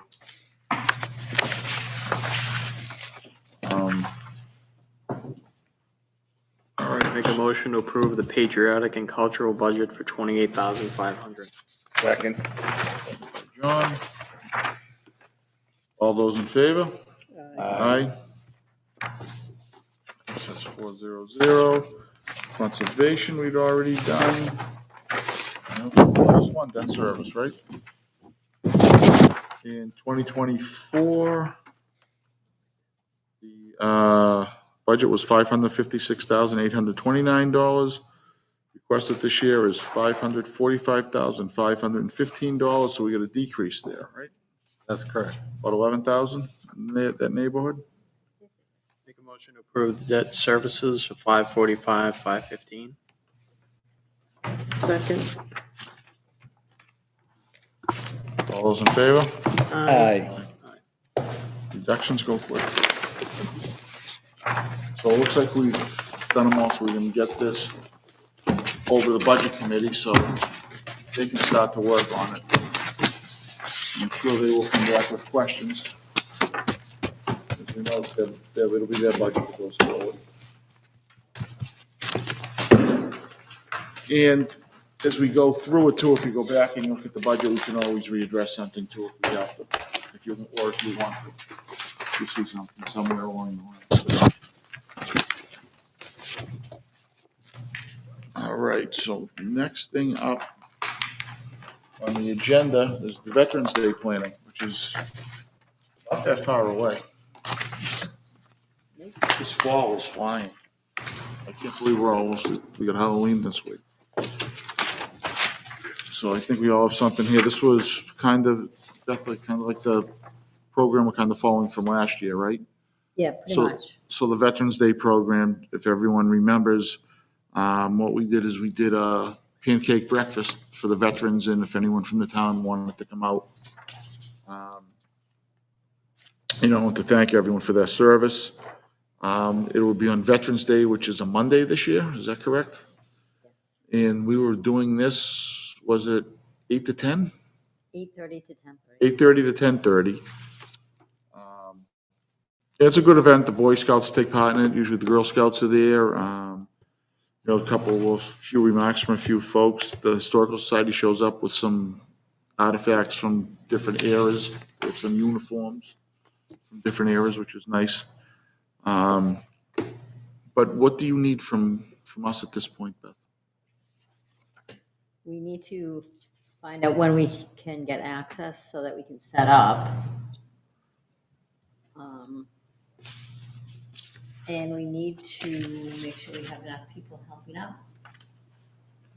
And usually the Lions are kind enough, they did the cooking last Yes, the year, Lions, which they're always willing to help. It's amazing. They show up for everything to they help are, out. they're wonderful and they are planning to attend and cook. Okay, awesome. When it's at the VIX, it's a well-oiled machine over there. Yeah. And they did a great job last year. I went in, I was, gonna help, and it's like, nope, stay away, we got it. I just would have mucked up their works. I did speak to Historical, and she will have a presence there. Okay, good. It was nice last year seeing the old Very uniforms. nice Yeah. display. And the only thing that I wanted to cover or just make mention to again is that at 11 o'clock, we do have a police presence down on Main Street. When they, when The they do chief their, believes they will be able to cover that. okay. I know that's on a on-demand Yeah, 'cause- circumstance. We've had vehicles block the road in the past. Everybody seems to be well-received when the military flags are being.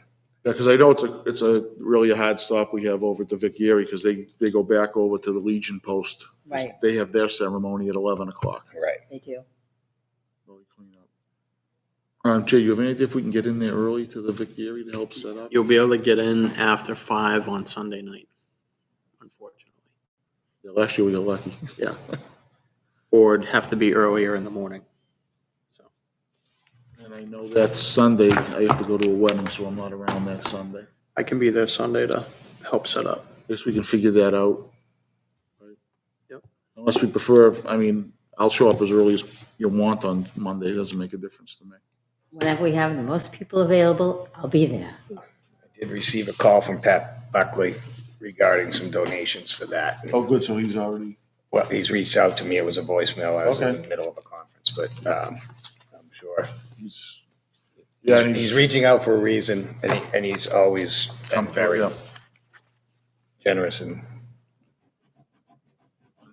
Okay, good, so we'll nail that down in the next week or so, figure out if it's Sunday night or Monday morning. Well, the setup, how much time do we really need to set up? I think last year we set up pretty quick, didn't we, Jay? Yeah, it's just setting up the tables. Right, it's tables, chairs, tablecloths, centerpieces.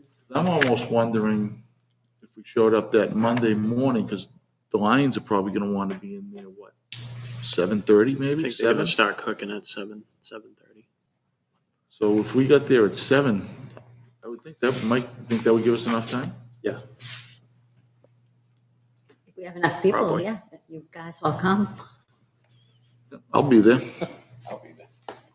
I will Be be there. there. I guess I'll be So there. should we plan that? That make the most sense, you think? Sure. That works. Yeah. And, so next up is the election schedule, which is 8 days away. Less than that now. Yeah. Fast enough. So I figure we talked the schedule, I don't know. Right there. I know myself that day, I took that day off of work, so I can be there all day. I don't know what everyone else has for available. I know you're unavailable. I'm unavailable, but I asked Tyler Shawman to step in for me, Okay. and he can be there after he drops his kids off at Pollard. Okay, is he planning on all day or? He might have to leave for a little bit to pick his kids up and bring them to a grandparent's house. Okay, that's And fine. go back. Yeah, that's no problem. I'll be there all day. Okay, Jay. I got dual title. I get to be All there right. all day. So it looks like we're gonna have full coverage, so, because I have a feeling that will be a busy day, I would think. Yes, it will. Don't worry, people will come into town hall saying, where do I vote? And if we could just ask the residents to just bear with the situation. You're on a dead-end road coming into a four-way intersection. And even when you get up there, you're going to be putting 7,000 people through that building, and we have plenty of ample room, but, just bear with us and understand that this is probably going to be one of the bigger voting times within our runs now at the Plastow Fishing Game. So Yeah, well, yeah, this will be, and the voting is 7 to 8, I believe. Yes. So, yeah, just be patient that day. The lines could be long, but I guess the beauty of this one is that the ballot's only one page. Right. As opposed to the town election where you have multiple pages. beauty to that is the counting is only one page. At the end of the night. Exactly. So just be patient with the process. Try to get everybody in and out as quick as we can. This is now how many, about the 5th election there maybe now? Yes. Somewhere around there. So hopefully everyone's used to the process now, how we get in and out. We've tweaked it, and it's been working well. Yeah. Okay. And, okay, so we got the schedule. We'll be good there. So next up is the trash and recycle, the subcommittee charter. Everyone should have had some time to review this. I know, Jay, you put this together. Yeah, I just kind of took the previous track committee charter and modified it a little bit to accommodate what we're trying to do here, which is to just put together an RFP. The real couple changes were adding 2 selectmen, 2 budget committee reps, and 3 citizen reps with 2 citizen alternates. So, and then other than that, it was looking at reviewing the previous RFP and then doing research on, what is it the town wants, what is going to work, reaching out to some of these trash companies to see what they can provide. My sense is some of the options that we have now may be a little more difficult or may cost us more money to put a proposal together. So those are things we got to think about. But really what it would be is to meet, come up with some recommendations and bring it back to the board and work with the town manager to put the RFP out and start the process of renewing that contract. Thank you for taking the time to put this together. I know you've been involved with the previous committee as well. And I know we have 8 people who all submitted letters, so we have plenty if we want to just appoint all of them. 3 members, and then the rest can all be alternates or something, so. So we want to change the number then of the all citizens alternates? We could. Guess it really doesn't matter. I think we can add those on demand, can't we? Yeah, you can add alternates. Because it's nice that many folks showed interest in it. Right. It's nice to see some new names and faces. Absolutely. And if someone wants to get involved, you definitely want them to be involved. I'm good with how it was written. I didn't see anything. Yeah, I read through it. It was fine. Great job, Jay. Yes. I guess the only thing is we would need someone to take minutes. I don't know if we'd have to determine who that might be, if it's going to be someone on the committee or if we can get someone from town. Maybe we coordinate the meeting to be, at 5 p.m. or something to make it easier. And that way we can get it all posted and 91 aid correctly. Absolutely. So. Do we need a vote on this or just a consensus or? We need to vote to approve it. So I'll make a motion to approve the Town of Plastow Trash Recycling RFP Subcommittee Charter. I'll second. By Liz. All those in favor? Aye. Thank you, Jay. Great job on that. So, I don't know, I guess at the next meeting we'll appoint, or we can appoint the applicants and then I can look to schedule a meeting sometime in November or probably November. Get moving on this. Yeah. Yeah, well, it's, the nice thing about this is when you put this together, it's, you can be proactive now. Right. Because you need plenty of time to put out the RFPs, so we're not under the gun. Yeah. All right, next up is the approve the consent agenda. Wasn't much there. What we have on that was the accounts payable manifests for the week of October 31st, 2024, and the BOS minutes of October 21st, 2024. Someone wants to make a motion to approve? I'll make the motion to approve the consent agenda. It's Liz, second. Second. Second by Jay. All those in favor?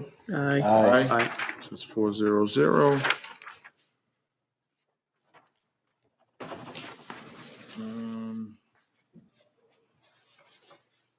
Do you have a report this week, Greg, or just, it was budget?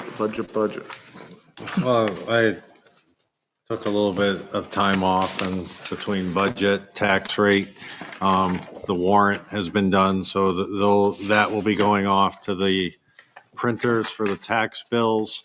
And then the only other item that I wanted to bring up is, it does have to do with water, and that's with the disinfection that the contract operator is doing some last minute testing tomorrow. So we should know whether we are going to change the disinfection process for a short period of time just to re-energize the system. So that's, could be made, that decision will probably be made this week or early part of next week. So that's it. All right, thank you. Mhm. And selectmen's reports, Jay? I got nothing. Liz? I have nothing, surprisingly. Well, wait a minute. You just What? went to the pumpkin. Oh, I did go to the pumpkin Because I was envious. lighting. I didn't get to go to the Oh, pumpkin. yeah, I went to the pumpkin lighting, and I've never been. Thank you. It was fun. The kids were there, having a great time. Ran into a lot of people that I hadn't seen in a really long time. So it was kind of nice. And That could have been. well, depends on the day. But it just was a well-run event, and it just was fun to go and see everybody. Did you go to the haunted house? I did not, but I heard the story in Saved by the Bell on the third panel. There were all of the Yep. instructions. Thank you, Brian Stack. Yeah, that was one, because I remember putting that together like 20 years ago in '04. I remember my son was in 5th grade. Mhm. That's how old that is. Yeah. And it's actually, I think it might have been 10 years old at that point. That's probably 30 years old. Yeah, that thing That's is how old. long it's been around. Yeah, for the 5th grade Halloween party. Yeah, that's where Yeah. it used to be up on the stage. Mm-hmm. It was nice to see it to come back out. Yes, it was nice to see that and all the games that were there and the support, the local vendors that were there for the support. The junior firefighters were there, So Rock was there, the Exchange Club was there, so it was a nice event. Yeah, it's usually good when the weather was nice, too. It was gorgeous. It's always the unknown. Huh? Unfortunately, I had a family event on that evening. I wasn't able to attend, and I have nothing else that has happened since I last. All right. And I also didn't have anything last week either. Just one of those weeks, I think, 'cause it's such a long month. We had that extra week in there, we didn't have the meetings. Okay, upcoming events. Tomorrow, there'll be ballot testing here at Town Hall upstairs at 2:00. So. Is if it you up can- here? If you can attend, it'll be Yeah. up here. Be here. I'm gonna try to make it. I know I have a call at work at 2:00, so if it goes short, I'll definitely try to get here. I know it's tough in the middle of the day. Also, just so you know, the Plastow Exchange Club, they'll be collecting toiletries for veterans and seniors. There'll be a box placed downstairs at Town Hall for donations. The collection dates will start this week, and it'll run through November 15th, some of the suggested items, but it's not limited to these items, would be shampoo, bars of soap, toothpaste, toothbrush, dental floss, deodorant, aftershave, pocket-sized Kleenex, wipes, socks, things of that nature. I'm sure anything else would be. Do would they be need much reading appreciated. glasses? I know I don't, but I'm the opposite. I come take up with them some off to reading read. Well, I'm sure they would probably take them, right? It's not, probably wouldn't be a bad thing. Also, there was a letter in the packet from the health officer regarding staying home when sick. So when you get a chance, make sure you read through that. Additional events this week coming up, we got the toddler trick or treat will be held on Thursday, October 31st, between 10 and 12, which is also unusual. It's also the same day as the regular trick or treat. And the regular trick or treat will be Thursday, 5 to 7. On that day, I know myself, I don't know how everyone else's neighborhoods are, but I know I'm like in a jackpot neighborhood. You are? I'm probably good for about 500-600 pieces of candy that night. Good for you. It is crazy. It's an absolute zoo out there. And the weather's holding off for that. It is. It's supposed to be in the We should have a 70s, good time. which will be nice. Lots of costumes without jackets on, which is nice. Yeah, which is good. It's always a fun night. This Saturday, there will be Selectmen's office hours again, Saturday, November 2nd, from 9 to 10, which will be Town Hall first floor as you walk in. I know we've already mentioned this before. Voting Day is next Tuesday, November 5th, at the Plastow Fishing Game, 18 Mayray Ave, between 7 and 8. And Veterans Day event, which we also mentioned, that's Monday, November 11th. That'll be at the Vic Gary. The starting time will be 8:30 to 10, correct, Beth? Yes. If I ever get that wrong, I know you'd end up throwing something at me. Saying your name wrong.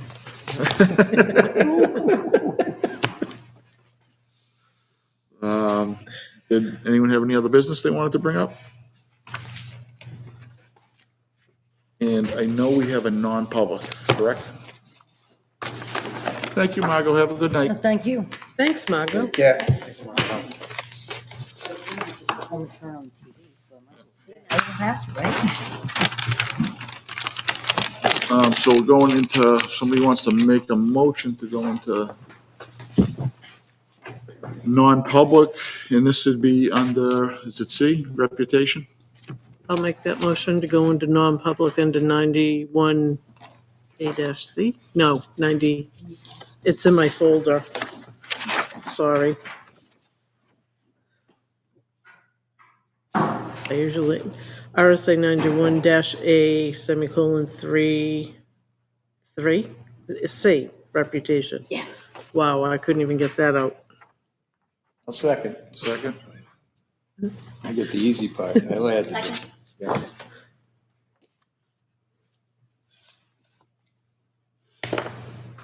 Mr. Coy. Yes. Mr. Gifford. Yes. Mr. DeRoche. Yes. And Ms. Costa. Yes. All right, so we'll be heading into non-public. We won't be coming back out of non-public. Everybody enjoy the week. I know the weather's supposed to get warm as the week goes on. After you get past tomorrow, I think trick or treat weather, they're talking maybe 79 degrees that day. So everybody have a happy and safe Halloween and enjoy. Good night, everyone. Thank you. Take care.